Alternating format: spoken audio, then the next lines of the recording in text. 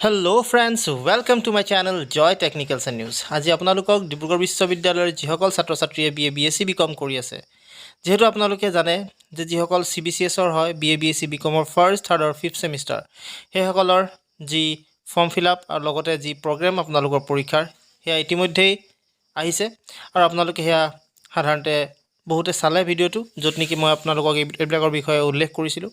আজি আপোনালোকক এই ভিডিওটিত বিশেষকৈ আপোনালোকক জনাম যিসকল B.A B.Sc B.Com আছে যিসকল CBCS হয় আপোনালোকে কেনেকৈ সেই ফৰ্ম ফিলআপ অৰ্থাৎ CBCS যি BA first same third same আৰু ফিফথ সেমৰ কেনেকৈ ফৰ্ম ফিলআপ কৰিব ৰেগুলাৰ বেকলগ তাৰ বিষয়ে আপোনালোকক জনাম সো সেইখিনি আপোনালোকক যেহেতু 20 তাৰিখৰ পৰা আছিল ফৰ্ম ফিলআপৰ গোটেই প্ৰসেছখিনি কৰাৰ সো আজি আপোনালোকৰ 20 তাৰিখ গতিকে আপোনালোকক মই আজি সেই গোটেই প্ৰসেছটোৰ ওপৰত ক'বলৈ চেষ্টা কৰিছোঁ সো আপোনালোকে ভিডিওটি শেষলৈকে চাব আৰু যদি আপোনালোক ভিডিওটোত অকণমানো কিবা বুজি নাপায় প্লিজ কমেন্ট আপোনালোকে কৰিবলৈ নাপাহৰিব আপোনালোকে যিমান পাৰে সিমান প্লিজ ভিডিওটো শ্বেয়াৰ কৰি দিব যাতে সকলোৱে গোটেই ভিডিওটো চাই লয় ফৰ্ম ফিলআপৰ যি প্ৰসেছ আছে সো আপোনালোকে প্ৰথমতে যাব লাগিব মই কৈছিলোঁ সেইদিনাখন আপোনালোকক dibrugarh.in হেতু হৈছে আপোনালোকৰ অফিচিয়েল ৱেবছাইট য'ত আপোনালোকে গৈ ডাইৰেক্ট খুলিব পাৰে আৰু আপোনালোকে dibru.ac.in ৰ পৰা আপোনালোকে যাব পাৰে সো তাত আপোনালোকে ক্লিক কৰাৰ লগে লগে তললৈ গুচি আহিব অলপ স্ক্ৰল ডাউন কৰি আহাৰ লগে লগে তাত আপোনালোকে পাই যাব এটা অপচন য'ত আপোনালোকৰ এক্সামিনেশ্যন পৰ্টেল বুলি আহিব সেই এক্সামিনেশ্যন পৰ্টেলটোত আপোনালোকে ক্লিক কৰিব ক্লিক কৰাৰ লগে লগে যেটো আপোনালোকক মই প্ৰথমতে কৈছিলোঁ dibrugarh.in হেতু আহি যাব দেখিছে আপোনালোকে আহিছে ইয়াত আপোনালোকৰ তিনটা অপচন আহিব তাৰে তিনটাৰ ভিতৰত প্ৰথমটো হৈছে ৰেজিষ্ট্ৰেচনৰ দ্বিতীয় হৈছে আপোনালোকৰ যি এক্সামৰ ফৰ্ম ফিলআপ তাৰ ওপৰত আৰু তৃতীয়টো হৈছে গ্ৰেড शीट ডাউনলোড আপোনালোকৰ যি গ্ৰেড शीट আছে হেতু ডাউনলোড আপোনালোকৰ যদি ৰিজাল্ট দিয়ে তেতিয়াহ'লে তাৰ গ্ৰেড शीट বিলাক ইয়াত তলত আপোনালোকে পাব সো যেহেতু আমি ফৰ্ম ফিলআপ কৰিম সো এক্সাম ফৰ্মত ক্লিক কৰিম এক্সাম ফৰ্মত ক্লিক কৰাৰ লগে লগে আমাৰ সন্মুখত এনেকুৱা এটা পেজ আহিব য'ত আপোনালোকক দেখুৱাইছে এটা লিখা আছে কি I confirm that I have read the instructions carefully please tick the check box if you want to proceed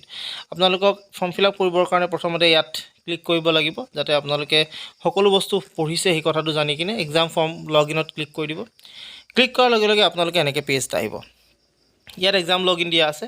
so প্ৰথমতে আপোনালোকে একাডেমিক লগইন কৰিব লাগিব 22 স্টেজ যেটো আপোনালোক হয় ক্লিক কৰি দিব ক্লিক কৰাৰ লগে লগে আপোনালোকৰ এক্সাম কি এক্সাম দিব দেখিছে আপোনালোকে ফিফথ সেম এক্সাম দিছে থাৰ্ড সেম এক্সাম দিছে আৰু ফাৰ্ষ্ট সেম এক্সাম অৰ্থাৎ BA B.Sc B.Com তিনিটা সেমিষ্টাৰৰ ফৰ্ম ফিলআপৰ গোটেই ডিটেইলছ আপোনালোকে পাব সো যদি আপোনালোক ফিফথ সেম হয় বা থাৰ্ড সেম হয়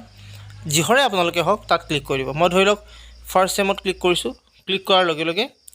এতিয়া মোছত আহি গল ইয়াত নেক্সট অপচনত মোবাইল নাম্বাৰ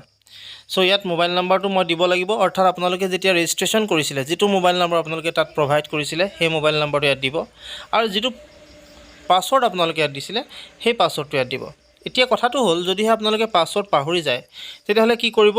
পাছৱৰ্ড যদি পাহৰি যায় তেতিয়াহলে তলত ফৰগেট পাছৱৰ্ড বুলি আপোনালোকৰ এটা অপচন আছে তাত ক্লিক কৰি দিব ক্লিক কৰাৰ লগে লগে আপোনালোকৰ সন্মুখত এনেকৈ এটা আহিব ইয়াত আপোনালোকৰ যেটো ৰেজিষ্টাৰ্ড ইমেইল আইডি আছে অৰ্থাৎ আপোনালোকে সকলোৱে যেহেতু মেইল চলাই অৰ্থাৎ ইমেইল আপোনালোকৰ থাকিবই সো সেই ইমেইল আইডিটো দি দিব আৰু সাবমিট কৰি দিব সাবমিট কৰাৰ পিছত সেই যেটো আপোনালোকৰ পাছৱৰ্ড হেতু পাছৱৰ্ড আপোনালোকৰ যি মেইল আছে তাত আপোনালোকৰ যাবগে আৰু সেই পাছৱৰ্ডটো তাত পোৱাৰ লগে লগে আপোনালোকে আকৌ আহি কিনে ধুনিয়াকৈ য'ত আপোনালোকে প্ৰথমতে ফিলআপ কৰিছিলে সেই ফিলআপ কৰা ঠাইডোখৰত আহি কিনে ভৰাই দিব সো আপোনালোকক মই দেখাই দিছো এটো আকৌ সো ইয়াত আপোনালোকে মোবাইল নাম্বাৰটো আৰু পাছৱৰ্ডটো দি দিব প্ৰথমতে মই কলো 22 স্টেজ সিলেক্ট কৰিব লাগিব তাৰ পিছত আপোনালোকৰ এক্সামটো সিলেক্ট কৰিব ধৰক মই জিএ দিদু থাৰ্ড সেমে দিছো ধৰক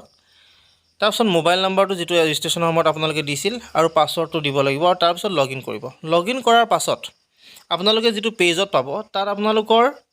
থাকিব সাধাৰণতে আপোনালোকৰ যেটো জেনেৰিক সাবজেক্ট সেই জেনেৰিক সাবজেক্টটো সিলেক্ট কৰিব লাগিব সেই জেনেৰিক সাবজেক্টটো সিলেক্ট কৰাৰ পাছত আপোনালোকে তাত সেভ বাটনটো পাব সেভ কৰি দিব সেভ কৰি কিনে এটা প্ৰিন্ট আউট লৈ ল'ব হেতুৰ প্ৰিন্ট এটা ৰাখিব আৰু সেই প্ৰিন্ট আউট লৈ কিনে যেটো প্ৰিন্ট আউট কপি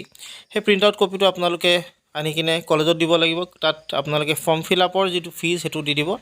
সেই দুটা বস্তু দি দিয়াৰ লগে লগে তেওঁলোকে আপোনালোকৰ যেটো ফৰ্মৰ যেটো আধা প্ৰসেছ সেইখিনি তেওঁলোকে কৰি ল'ব তাত আপোনালোকে এপ্ৰুভ কৰি ল'ব এপ্ৰুভ কৰাৰ পাছত আপোনালোকে আকৌ আহিব আকৌ আপোনালোকৰ যেটো ৱেবছাইট খুলিব খোলাৰ পিছত তাত আপোনালোকে টোটেল যেটো টোটেল সাবমিট সেই সাবমিটটো কৰি দিব সাবমিট কৰাৰ লগে লগে সম্পূৰ্ণ আপোনালোকৰ প্ৰসেছ কমপ্লিট হৈ যাব আৰু আপোনালোকৰ যি ফৰ্ম ফিলআপ হেয়াও কমপ্লিট হৈ যাব সো আপোনালোকক আজি এই গুটেই পদ্ধতিটোৰ বিষয়ে যিখিনি মই পাৰো জোৰলৈকে মই পাৰো হেতু আপোনালোকক দেখুৱাবলৈ চেষ্টা কৰিলো আশা কৰিলো আপোনালোকে গুটেই কথাখিনি বুজিলে যদি কিবা নুবুজা আছে আপোনালোকে প্লিজ কমেন্ট কৰিব পাৰিব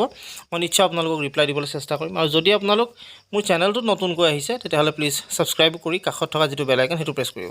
লগতে আপোনালোকক মই ভিডিওটো শেয়াৰ কৰি দিবলৈ কম যাতে সকলো লোকৰ সুবিধা হয় কোড পাব কি পাব কেনেকৈ ফৰ্ম ফিলআপ কৰিব এটো তেওঁলোকৰ এটা হয়তো প্ৰশ্ন থাকিব পাৰে সো তেওঁলোকেও জানিব অলপ চলপকে আৰু তেওঁলোকেও কৰিব পাৰিব সো আজিলৈ আপোনালোকক এইখিনি কথা জনালো মোবাইলৰ থ্ৰু দিয়ে কৰিব পাৰিব আপোনালোকে ফৰ্ম ফিলআপ সো আপোনালোকে মোবাইলৰ থ্ৰু দিয়ে কৰিব পাৰে কোনো অসুবিধা নাই সো এইখিনি কথা জনাই ভিডিওটো সমাপ্ত কৰিছো ধন্যবাদ